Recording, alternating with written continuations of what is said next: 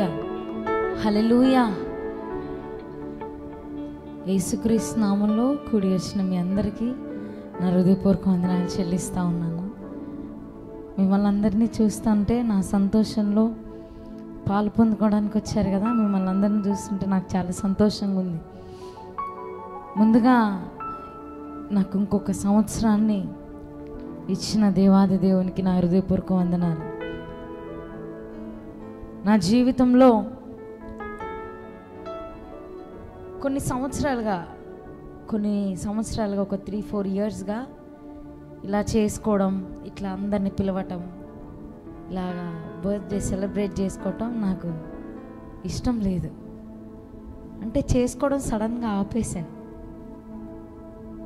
ఆ రోజంతా ఫ్యామిలీతో మంచిగా టైం స్పెండ్ చేసి డాడీ మమ్మీతో ఉండి ఇంకా అలాగే ఉండాలి అనిపించేది. కానీ ఈ సంవత్సరం నేను ఖచ్చితంగా యేసుకి వందనాలు చెల్లించాలి. నేను ఒక్కదాన్నే కాదు, నాతో పాటు మీరందరూ కలిసి యేసుకి వందనాలు చెల్లించాలి అనుకున్నాను. నా జీవితంలో చాలా పోరాటాలు. నేను సేవకి అతి చిన్న వయసులో వచ్చాను.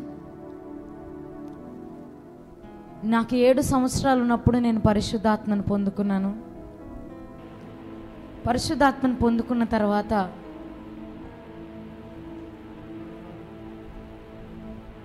నా 10th క్లాస్ అయిపోయింది. థామస్ డాడీ చెప్పారు దేవుని పరిచర్యకి రావాలి అని. నాకు తెలియకుండా నేనే సమర్పించుకున్నాను. సరే దేవుని పరిచర్య చేయాలి. 10th క్లాస్ తర్వాత నా స్కూల్ మేట్స్ అందరూ మంచి కాలేజెస్. 10th క్లాస్ అంటే మంచి టీనేజ్, మీకు తెలుస్తుంది. ఒక టీనేజ్ గర్ల్కి ఎలాంటి ఆశలు ఉంటాయి. ఈ లోక సంబంధంగా మీరు ఆలోచించండి. మంచిగా జాలీగా ఉండాలి, హ్యాపీగా ఉండాలి. పొద్దున్న లేచామా, మంచిగా తిన్నామా, పడుకున్నామా, మళ్ళీ కాలేజ్కి వెళ్ళామా, మళ్ళీ వచ్చామా, ఇలానే ఉండాలి అని అందరికీ ఇదే రొటీన్ లైఫ్. కానీ my life is totally different. నా జీవితం అందులో 1% కూడా కాదు. మార్నింగ్ లేస్తానా, meeting meeting meeting meeting meeting meeting, పరుగు పరుగు. నా జీవితం అంతా ఎలా ఉంటుందంటే ఒక పరిగెత్తుతున్నా ఉంటుంది. పరిగెత్తుతా ఉండాలి నేను. 10th క్లాస్ అయిపోగానే దేవుని పరిచర్య సంపూర్ణ సేవకి నన్ను నేను సమర్పించుకున్నాను. దేవుడి సేవ చేయాలని ఫిక్స్ అయ్యాను. సేవకు వచ్చిన తర్వాత దేవుడు నన్ను వాడుకుంటున్నాడు. చిన్న వయసులోంచే నాకు ఈ బీజం నాలో ఉంది. సేవ చేయటం, ఆరాధన చేయటం, ప్రార్థన చేయటం, వాక్యం చెప్పటం, ఇవన్నీ ఎలాగొచ్చాయంటే నా తల్లిదండ్రుల ద్వారా వచ్చాయి. థామస్ డాడీ, నేను ఇప్పుడు ఇలా నిల్చున్నానంటే థామస్ డాడీ, షీబా మమ్మీ వాళ్ళు చేసిన ప్రార్థనలు, వాళ్ళు చేసిన ఫౌండేషనే నన్ను ఇలా నిలబెట్టాయి. లేకపోతే నేను జీరో, నాకు అసలు ఏమీ తెలియదు. థామస్ డాడీ, నేను చిన్న వయసులో ఉన్నప్పుడు డాడీ నాకు మెసేజ్ చెప్పేవారు. మెసేజ్ చెప్తే ఖచ్చితంగా డాడీ ఏం చెప్పేవారంటే ప్రార్థన చెయ్యి అనేవాళ్ళు. గంట సేపు నన్ను మోకాల్లో ఉంచేవాళ్ళు. నేను వాక్యం చెప్పక ముందు నా చిన్న వయసులో ఒక గంట సేపు నన్ను మోకాల్లో ఉంచిన తర్వాత వెళ్ళి పేపర్ పట్టుకొని పేపర్ అంతా చదివేదాన్ని. ఏం మాట్లాడలే. పేపర్ అంతా ఏం చేసేదాన్ని అంటే చదువుతూ ఉండేదాన్ని. పేపర్ చదువుతూ ఉండేదాన్ని. ఎక్స్ప్లెయిన్ చేయటం కూడా కాదు, చదవడమే.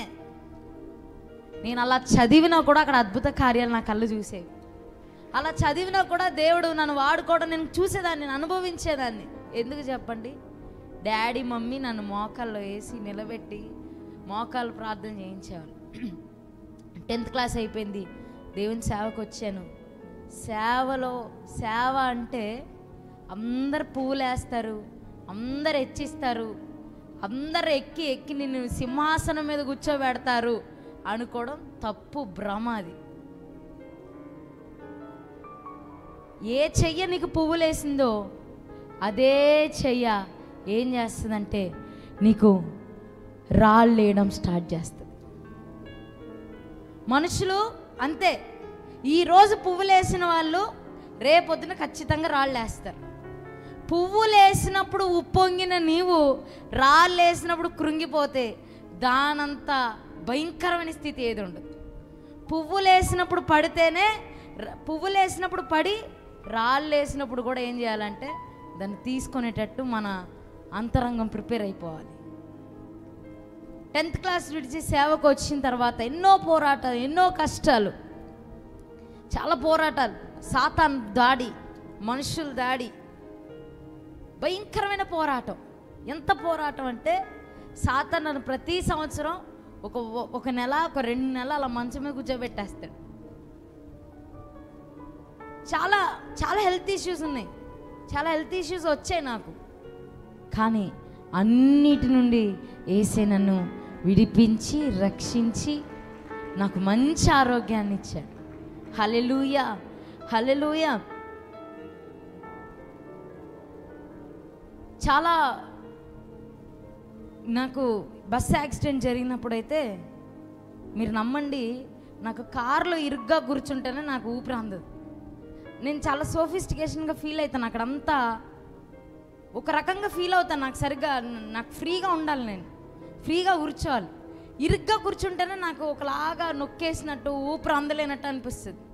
బస్సు ఇలా తిరగబడింది, మొత్తం సీట్స్ అన్నీ మా మీద ఉన్నాయి, బస్సు కింద మేము ఉన్నాం, బస్సు మా పైన ఉంది. మీరు నమ్మండి, నేను ఎప్పుడు చిన్న సౌండ్ వస్తేనే లెగుస్తాను.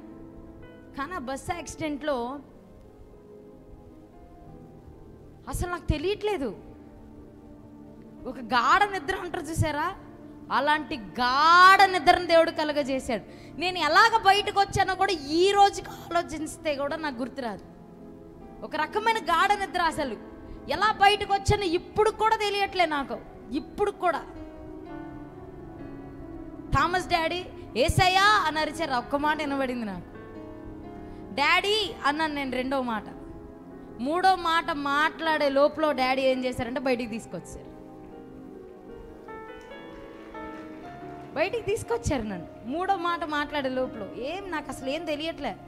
బయటికి వచ్చి నేను వచ్చి ఇలా చూస్తున్నాను, మొత్తం ఒకలేమో చెవు కట్ అయిపోయి ఏడుస్తున్నాడు, ఇలా ఒక బాబు పెద్ద పెద్దగా అరుస్తున్నాడు.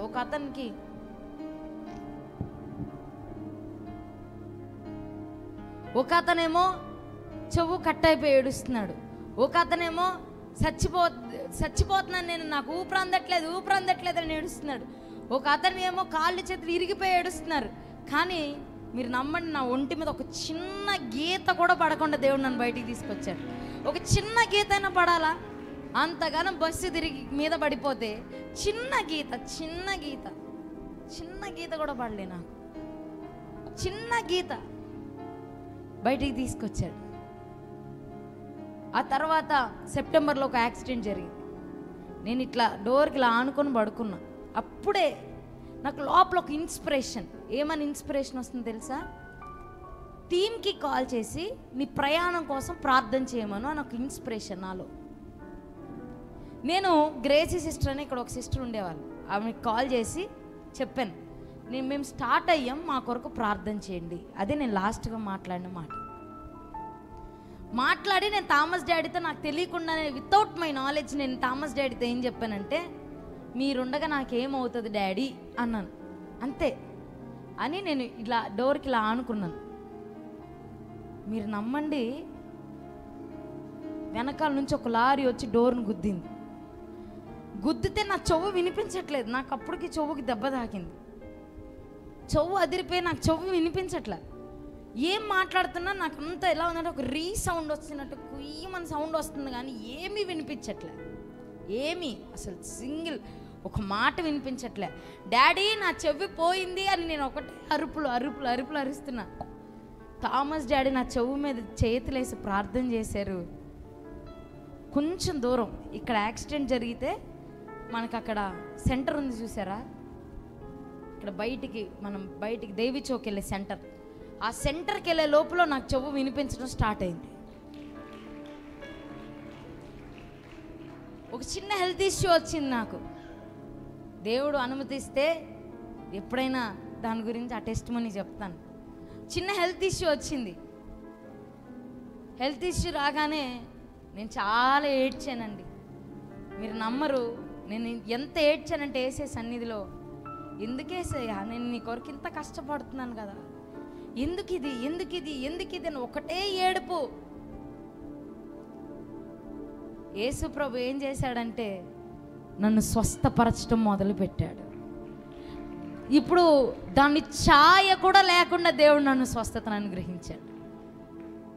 ఈ సంవత్సరం ఎస్పెషల్లీ ఇలా మీటింగ్ పెట్టడానికి రీజన్ ఏంటంటే, ఈ సంవత్సరం జనవరి 20వ తారీఖు నా జీవితంలో నేను మర్చిపోలేను. ఒకరోజు ప్రేయర్ అయ్యింది. దానికంటే ముందు రోజు థామస్ డాడీ నాతో చెప్తున్నారు. ఆ రోజు మేము సాటర్డే మీటింగ్కి వెళ్ళాం.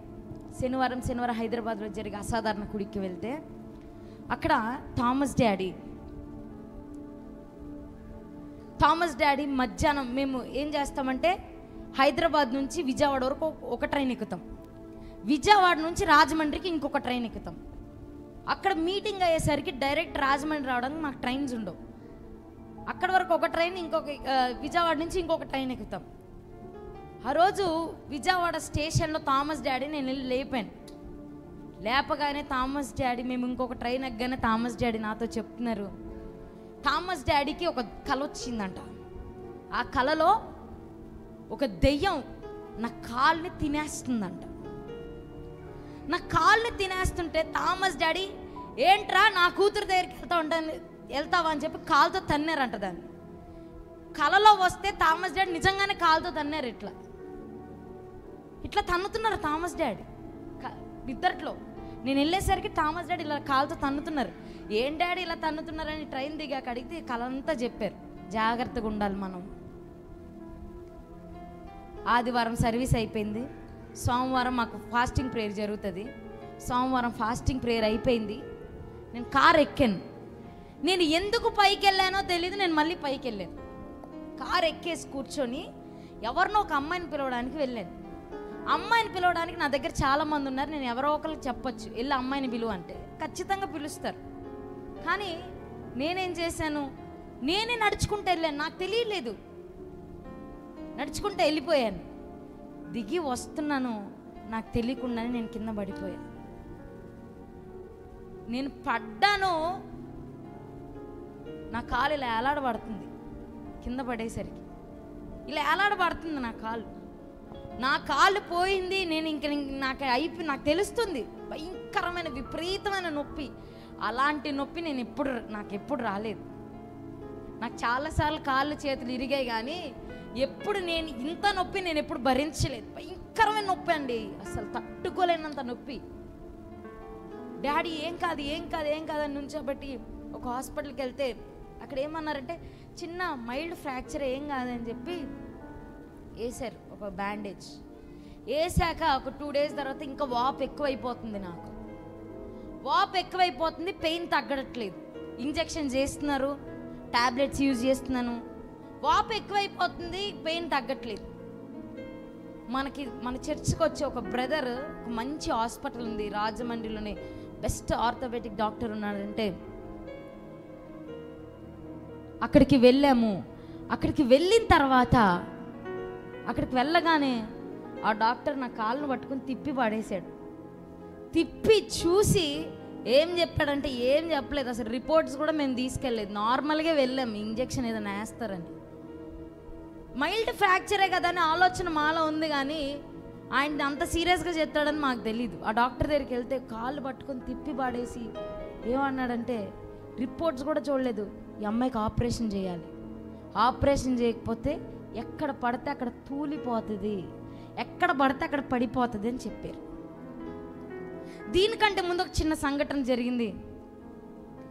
ఆ రోజు ఒక హాస్పిటల్కి వెళ్ళాము. అక్కడ ఏం కాదు, చిన్న మైల్డ్ ఫ్రాక్చర్ అని చెప్పారు. నేను కాటవరం వెళ్ళిపోయాను. అందరి సహాయంతో, మినిస్ట్రీ బ్రదర్స్ అందరి సహాయంతో నేను కాటవరం వెళ్ళిపోయా. కాటవరం ఇంట్లోనే ఉన్నాను.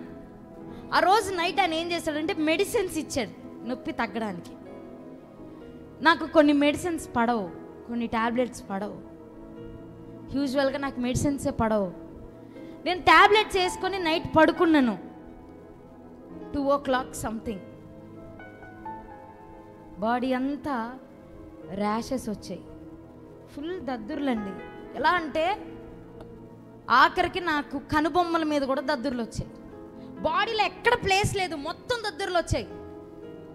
తల నెత్తి నుంచి కాలు గోరు వరకు మొత్తం దద్దుర్లు వచ్చాయి. నాకు ఊపిరి అందట్లే, నాకు గొంతులో సంథింగ్ ఇప్పుడు ఇలా పట్టుకుంటే ఎలాగైపోతుంది, ఊపిరి ఆడట్లే, శ్వాస ఆడట్లేదు. మిడ్నైట్లో డాడీని లేపాను. డాడీ వచ్చారు, ప్రేయర్ చేస్తున్నారు. కానీ అస్సలు నాకు తగ్గట్లేదు, నాకు తెలిసిపోతుంది. సడన్గా కళ్ళు తిరగడం స్టార్ట్ అయ్యాయి. కళ్ళు తిరుగుతున్నాయి, కళ్ళు కనిపించట్లే. కళ్ళు మస్కలు వచ్చేసాయి, కళ్ళు కనిపించట్లేదు నాకు. నలుగురు సహాయంతో నేను పైకి వెళ్ళాను. ఆ క్షణంలో నాకేమనిపించిందంటే ఇంకొంచెంసేపు ఇక్కడ ఉంటే నేను చచ్చిపోతానేమో అనుకున్నా. మరణాన్ని దగ్గర నుంచి చూస్తే ఎలా అనిపిస్తుంది, సేమ్ అలానే అనిపించింది. ఇంకొక 10 నిమిషాలు నేను ఇక్కడే ఉంటే నా ప్రాణం పోయి నేను చచ్చిపోతానేమో అనుకొని డాడీ చేయి పట్టుకొని కాలు ఇరిగిపోయిన మెట్టులు దిక్కుంటూ వచ్చేసాను. ఎలా మెట్లు దిగానో కూడా నాకు తెలియదు ఈ రోజు కూడా. మెట్లు దిగి ఫాస్ట్గా కారు ఎక్కాను. చర్చిలోకి రాగానే నా కళ్ళు పూర్తిగా కనబడట్లే. కళ్ళు తెరిచే ఉన్నాను కానీ నా కళ్ళు కనిపించట్లేదు. ఫుల్ దద్దుర్లు వచ్చాయి ముఖం నిండా. గొంతు ఎవరో పట్టుకున్నట్టు, ఊపిరి అందకుండా చాలా భయం వేసింది ఆ క్షణం. నాకు నేను చనిపోతానేమో, ఇంకా అయిపోయిందేమో, నా పని అయిపోయిందేమో అనుకున్నా. చర్చిలో నేను మనసులో ఒకటే ప్రార్థన చేశా, బతికితే నీ సేవ చేస్తా, లేకపోతే నీ దగ్గరికి రావడానికి నాకు ఎటువంటి అభ్యంతరం లేదు. ఇదే ప్రార్థన చేసి కళ్ళు తిరిగిపోయాయి, కళ్ళు కనబడట్లే. డాడీ నాకు కళ్ళు కనబడట్లే, మమ్మీ నాకు కళ్ళు కనబడట్లే. ఒకటే ఏడుపు. మా మమ్మీ కూడా చాలా టెన్షన్ అయిపోయింది. నా అక్క ఏడుస్తుంది, వాళ్ళందరూ ఏడుపులు వినిపిస్తున్నాయి కానీ కళ్ళు కనిపించట్లే. మా అక్క ఏడుస్తుంది, మా మమ్మీ బాధపడుతుంది, థామస్ డాడీ కరిష్మా ఏమైంది అంటున్నారు. నేను ఒకటే చెప్తున్నాను, డాడీ నాకు కళ్ళు కనిపించట్లే. థామస్ డాడీ కార్ ఎక్కి నా కళ్ళు మీద చేతులేసి ప్రార్థన చేశారు. షీబా మమ్మీ, థామస్ డాడీ నాకు ఇప్పటికీ గుర్తుంది. మా అమ్మ నా కళ్ళు ముట్టుకొని ప్రార్థన చేసింది, డాడీ ప్రార్థన చేశారు. కాటవరం క్యాంపస్లో కారు ఎక్కా. క్యాంపస్ బయటికి వెళ్ళేసరికి నాకు కళ్ళు కనిపిస్తున్నాయి. నాకు కళ్ళు కనిపిస్తున్నాయని నేను చెప్తున్నాను, డాడీ నాకు కళ్ళు కనిపిస్తున్నాయి. ఆ తర్వాత నేను చిన్న ఇంజెక్షన్ వేయించుకున్నాను. తర్వాత నాకు బాడీలో అలర్జీ తగ్గిపోయింది. ఇంకా ఇదే కారణం చేత మెడిసిన్స్ వాడకుండా ఇంకా అలా ఉండిపోయి ఏం పెయిన్ కిల్లర్స్ వేసుకోకుండా డైలీ భయంకరమైన నొప్పిని అనుభవించేదాన్ని. ఆయన ఫస్ట్ డాక్టర్ అలా చెప్పాడు. ఇంకో డాక్టర్ దగ్గరికి వెళ్ళా, ఆయన ఆపరేషన్ పడుతుంది అని చెప్పాడు. కొన్ని రోజులు గ్యాప్ తీసుకొని నార్మల్ బ్యాండేజ్ తీసేసి సిమెంట్ పట్టీ వేశారు. సిమెంట్ పట్టీతోనే ఉన్నాను. సిమెంట్ పట్టీ వేశారు. థామస్ డాడీ మీటింగ్కి వెళ్ళిన ప్రతిసారి ఒక విపరీతమైన బాధ నాలో రేగేది. భయంకరమైన ఒంటరితనం అంటే నాకు అప్పుడు అర్థమైంది. ఒంటరితనం అని నా దగ్గరికి ప్రార్థనకు వస్తే నాకు ఆ ఒంటరితనం ఏంటో అంతగా తెలియదు. మామూలుగా ప్రేయర్ చేస్తాం, కానీ అప్పుడు నాకు ఒంటరితనం అంటే ఏంటో తెలిసిపోయింది. మమ్మీ డాడీ మీటింగ్కి వెళ్ళిపోతే నాకు ఒక రాంటి భయం నాలో స్టార్ట్ అయ్యేది. అర్ధరాత్రులు నిద్ర పట్టేది కాదు, భయంకరంగా ఏడ్చేదాన్ని. భయంకరంగా ఏడ్చేదాన్ని, భయంకరంగా. నా దగ్గర రూత్ ఉందా ఇక్కడ, ఆ అమ్మాయి, తర్వాత జూబ్లీ, వీళ్ళిద్దరు నాకు చాలా సర్వీస్ చేశారు. నేను బెడ్ మీద ఉన్న అన్ని రోజులు ఇద్దరు నన్ను చాలా బాగా చూసుకున్నారు. ఆ అమ్మాయి అర్ధరాత్రిలో నేను సడన్గా ఏడిస్తే ఆ అమ్మాయి వచ్చి నా దగ్గర కూర్చొనేది. ఎందుకక్క, ఎందుకు ఏడుస్తున్నావు, ఏమైంది ఏమైంది ఏమైంది అంటే నేను అమ్మాయితో ఒకటే అనేదాన్ని, నేను ఇంకా నడుస్తానా, ఒక మనిషి సహాయం లేకుండా నేను నడుస్తానా. లెగ్మెంట్ ఊడిపోయింది సగం, ఒక చిన్న తీగతో నా బాడీ వెయిట్ అంతా దాని మీద ఆధారపడింది. డాక్టర్స్ చెప్పారు కదా, సిమెంట్ పట్టి వేసారు. పట్టి వేసిన తర్వాత మళ్ళీ ఆ పట్టి తీసేసిన తర్వాత ఇంకా నా కాలు అలానే ఉంది. కొంచెం కూడా చేంజ్ లేదు నా కాల్లో, ఇలా ఎలాడబడుతుంది కాలు. కొంచెం అంటే కొంచెం కూడా చేంజ్ లేదు నా కాల్లో. అంటే మీకు ఒక అర్థమయ్యేలా చెప్పాలంటే, నడుస్తాను కానీ కాలు వెనక్కి వెళ్ళదు, నిలబడతాను ఎప్పుడు పడిపోతానో తెలియదు, ఎక్కడ పడితే అక్కడ తూలిపోతాను, బ్యాలెన్స్ లేదు కాలికి, గ్రిప్ లేదు కాలికి. చాలా అంటే చాలా బాధను అనుభవించాను. 2 నెలలు విపరీతమైన బాధ. ఇక్కడ రాజమండ్రిలో బెస్ట్ ఆర్థోపెడిక్ డాక్టర్ అంటే వాళ్ళ పేర్లే చెప్తారు, ఒక 3 ఉన్నారు.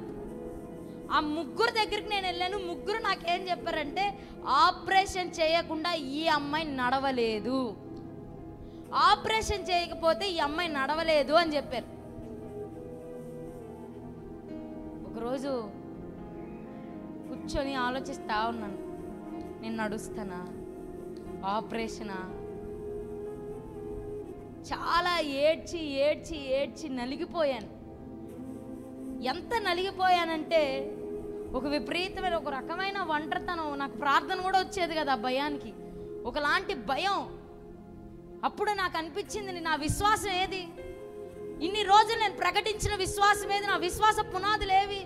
అన్నీ ఊగిపోయాయి, నా విశ్వాస పునాదులని ఊగిపోయాయి. నాకంటే ఒక కష్టం వస్తేనే కదా తెలుస్తుంది అది ఎలా ఉంటుంది, ఆ అనుభవం ఎలా ఉంటుందని. నా విశ్వాసపు పునాదులు ఏమయ్యంటే ఊగిపోయాయి.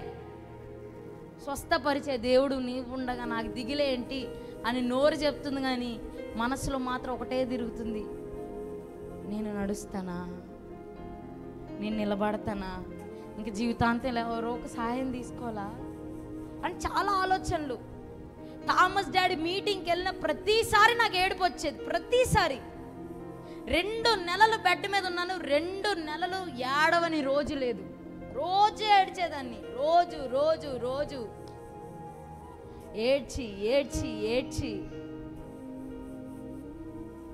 ఒకరోజు డాక్టర్ దగ్గరికి వెళ్తే కాళ్ళని చూసి ఆయన ఏం చెప్పాడు, ఈ అమ్మాయి ఇంకా నడవదు, ఆపరేషన్ చేయాలి, ఆపరేషన్కి మీరు ప్రిపేర్ అయిపోండి అని చెప్పాడు. డాడీతో చెప్పారు. చాలా క్వశ్చన్స్ అడిగాడు ఆయన నన్ను, ఎలా పడ్డావు, ఎందుకు పడ్డావు, ఎలా ముందుకు పడ్డావా, వెనక్కి పడ్డావు, నాకేం గుర్తులేదు అసలు చెప్పడానికి కూడా. ఆయన ఒకటే అన్నాడు, ఆపరేషన్కి రెడీ అయిపోండి. ఏం మాట్లాడకుండా అక్కడి నుంచి బయటకు వచ్చాం. నాకు లోపల భయం మొదలైపోయింది. ఇన్ని 2 నెలలు ఏడ్చింది ఒక ఎత్తు అయితే, ఆ రోజు ఆపరేషన్కి రెడీ అయిపోండి అని చెప్పాడు చూసారా, ఆ మాట తర్వాత భయంకరంగా ఏడ్చాను. 6ంటికి థామస్ డాడీ నా దగ్గరకు ఒక పాట పెట్టుకుని వచ్చారు. ఒక పాట పెట్టారు డాడీ. ఆ పాట పెడితే ఆ పాటతోనే నేను లేచాను. కాపరి నీవేనయ్యా, కొదువే నాకుండదు, కలవరం ఎందుకు, కాపరి నీ ఉండగా అని తమిళ్లో ఫాదర్ రాసిన పాట పెడితే, ఆ పాటకి లెగిచి డాడీ ప్రార్థన చేసుకొని వెళ్ళిపోయారు నాకు ప్రార్థన చేసి. మా మమ్మీ కూడా అదే చెప్పింది, దేవుడు నీకు ఆపరేషన్ పడదు కరిష్మా, నువ్వు ప్రార్థన చేసుకో అని చెప్పి మా మమ్మీ బయటికి వెళ్ళిపోయింది, ఖ్యాతి బయటికి వెళ్ళిపోయింది, అందరు బయటికి వెళ్ళిపోయారు. చాలామంది దైవజనులు నాకు ఫోన్లో ప్రార్థన చేశారు. వారు ప్రార్థన చేశాక, మమ్మీ డాడీ ప్రార్థన చేశాక నాలో ఉన్న విశ్వాసం రగిలింది, కొంచెం సెటిల్ అయ్యాను. ప్రార్థన చేయడం మొదలుపెట్టాను. నా కాళ్ళ మీద కత్తి పడడానికి వీల్లేదు, ఆపరేషన్ లేకుండా నేను నడవాలి, ఈ రోజే నడవాలి, ఇప్పుడే నడవాలి, ఇప్పుడే కలగాలి అని ఏడ్చి బాగా ఏడుస్తున్నాను. అప్పుడు నాలో ఒక వాయిస్ నాకు వినిపిస్తుంది, ఆపరేషన్ పడదు, ఆపరేషన్ పడదు, ఆపరేషన్ పడదు. అప్పుడు వరకు డాక్టర్ దగ్గరికి వెళ్ళాలంటే భయపడే నేను డాక్టర్ దగ్గరికి వెళ్ళాను. సుందరం డాక్టర్ అని రాజమండ్రిలో ఆర్థోపెడిక్ ఆయన మంచి విశ్వాసం కలిగిన డాక్టర్. వెళ్తే ఆయన దగ్గరికి వెళ్ళాను. ఆయన చెప్పారు. ఆయన దగ్గరికి వెళ్ళిన తర్వాత ఆయన దగ్గరికి వెళ్ళాను. సోమవారం వెళ్ళాను. మండే, ట్యూస్డే, వెనస్డేకి నేను ముంబై మీటింగ్కి వెళ్ళిపోయాను. ఎలా నడుస్తున్నానో నాకు తెలీదు. ఇప్పుడుకొచ్చి నేను వాళ్ళు ఇచ్చిన మెడిసిన్స్ వాడలే, ఇప్పుడుకొచ్చి నేను ఏమీ వాడలే, కానీ యేసే నన్ను స్వస్థపరిచాను. ఏమీ వాడలేదు నేను, కానీ ఇప్పుడు నిలబడగలుగుతాను, దేవుని స్వార్థను ప్రకటించగలుగుతాను. థామస్ డాడీ కోసం ఒక్క మాట చెప్తా. థామస్ డాడీ ప్రేమ ఎలా ఉంటుందంటే బయటికి ఇలా ఎక్స్ప్రెస్ చేయరు. ఇప్పుడు ఇట్లా అందరు ఎక్స్ప్రెస్ చేసినట్టు డాడీ చేయరు. ఒక టైం వస్తుంది, ఆ టైంలోనే డాడీ ప్రేమ అర్థమవుతుంది. నాకు ఆ 2 నెలల్లో డాడీ నన్ను ఎంత ప్రేమిస్తున్నారో నాకు అర్థమైంది. ప్రతిరోజు ఫోన్ చేసి మిస్ యూ కరిష్మా అని చెప్పేవాళ్ళు. ప్రతిరోజు నన్ను ప్రార్థన చేసి బలపరిచారు. ప్రతిరోజు నన్ను ఆత్మీయంగా బలపరుచుతారు. డాడీ దగ్గర నేను చాలా విషయాలు నేర్చుకున్నాను. ఇప్పుడు నేను ఇలా వాడబడుగుతున్నానంటే థామస్ డాడీ, షీబా మమ్మీ ఒక కారణం. మా అమ్మ కోసం ఒక మాట చెప్పాలంటే, ఒక బెస్ట్ ఫ్రెండ్, నాకు ఏం లేదు, ఒక బెస్ట్ ఫ్రెండే. చాలా ప్రేమిస్తుంది. భక్తి చేయకపోతే ఇద్దరు ఎలా అయిపోతారంటే భయంకరంగా కోపంగా అయిపోతారు. మీరు భక్తి చేస్తే వాళ్ళ ముఖంలో ఉన్నంత హ్యాపీనెస్ ఎక్కడ ఉండదు. మా సిస్టర్ నాకు చాలా దేవుడిచ్చిన మంచి బహుమానం. తను కూడా నా కొరకు ఎంతో ప్రార్థన చేస్తుంది. ఇంకా మినిస్ట్రీలో ఉన్న సిస్టర్స్ అందరూ నన్ను ఎంతో ప్రేమిస్తారు, నాకు చాలా హెల్ప్ చేస్తారు. నాకు ఇచ్చిన ప్రతిదీ దేవుడు నాకు బెస్టే ఇచ్చాడు. కాబట్టి ఈరోజు నేను యేసేకి నా జీవితం అంతా యేసేకి వందనాలు చెప్పినా కూడా సరిపోదు. యేసేకి ఇంత మంచి తల్లిదండ్రులు, ఇంత మంచి ఫ్యామిలీ, మినిస్ట్రీ, పరిచర్య దేవుడిచ్చినందుకు దేవుని ఎంతో స్తుతిస్తున్నా, గణపరుస్తున్నా. నా కొరకు మీ అనుదిన ప్రార్థనలో ప్రార్థన చేయండి. ఇంకా నేను యేసే కొరకు బలంగా వాడబడి అనేక మంది క్రీస్తు తట్టు తిప్పాలి. నాకు యేసే పట్ల ఉన్న ఆలోచనలన్నీ, యేసేకి నా ఎడలో ఉన్న ప్రతి ప్రణాళికని కొంచెం కూడా మిస్ చేయకుండా అన్నిటినీ నెరవేర్చాలి. మంచి పోరాటం పోరాడి క్రీస్తు కొరకు ఆత్మలు గెలవాలని మీ అనుదిన ప్రార్థనలో ప్రార్థన చేయండి. Thank you.